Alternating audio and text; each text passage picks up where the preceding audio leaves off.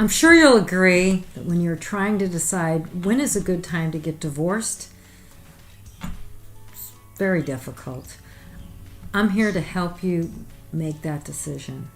There are 7 situations that, in almost all cases, are going to tell you, yup, it's time. Hi, my name is Graine.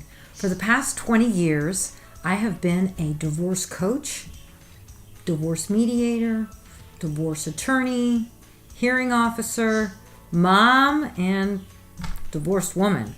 I am here to help you decide when is a good time to get a divorce. Before we get started though, do me a favor. Hit the subscribe button and hit that like.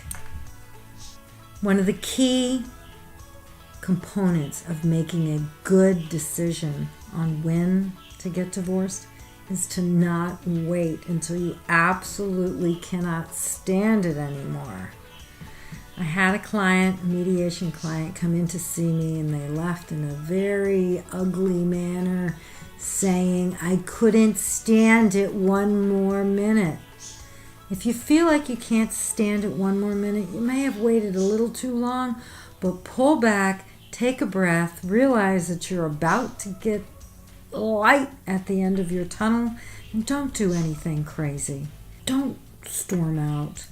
Don't leave without talking to your children.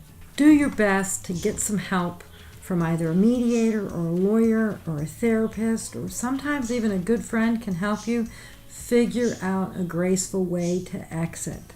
Once again, try not to wait till you just can't stand it anymore. Go a little before that so you can have a good, clean divorce and not an ugly split up.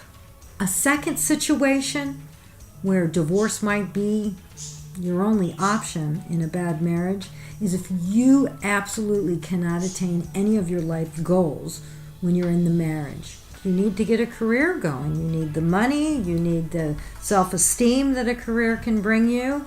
You need to get some traction for the degree that you work so hard to earn. And your marital situation is such that you are always the one that is in charge of the children.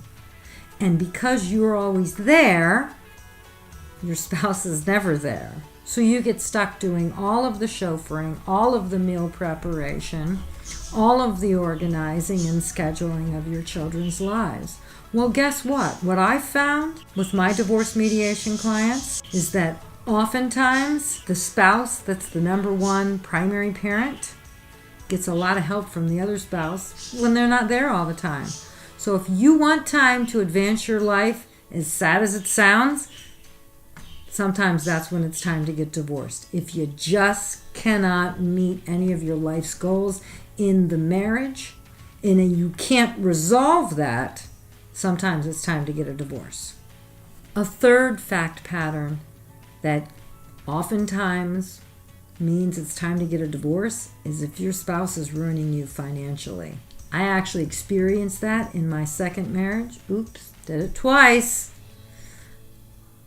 It can be devastating. You're angry all the time. You can't save any money. You lose trust in your spouse. I personally ended up going to see several attorneys to make sure that I was safe and that my ex-husband's ways of going about his business finances were not going to affect me.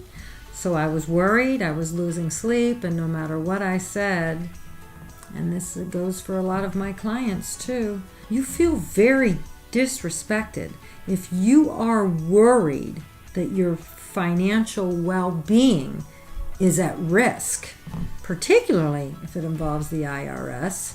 That is extreme disrespect. If your spouse won't even talk to you about what's going on with his or her financial dealings, first of all, you might want to consider not signing the tax return.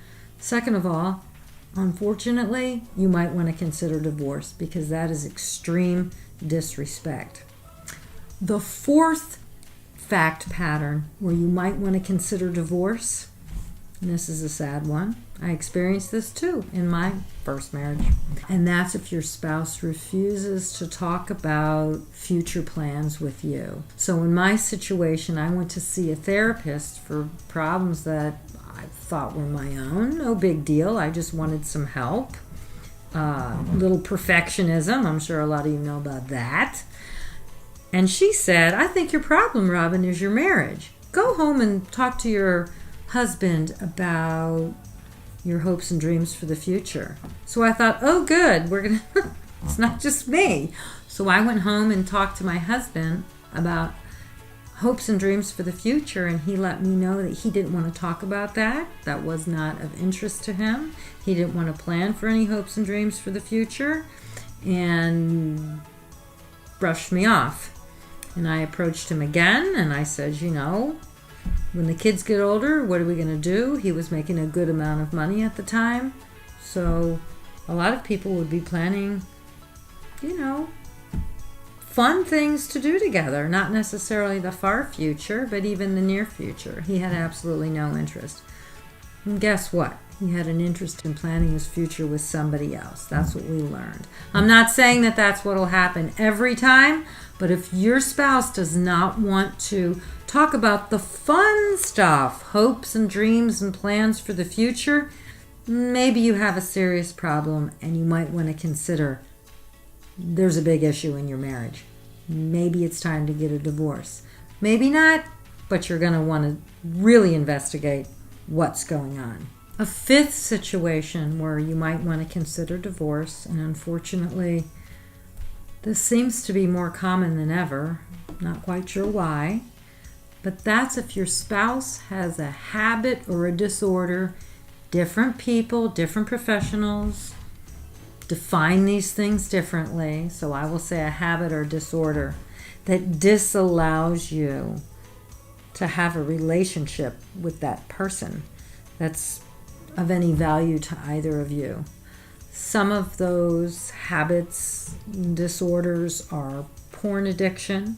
It's called porn addiction. You decide if it's an addiction. Substance abuse, alcohol, drugs, that type of a thing. Workaholism, shopaholism, anything that ends in an ism. Gamblingism.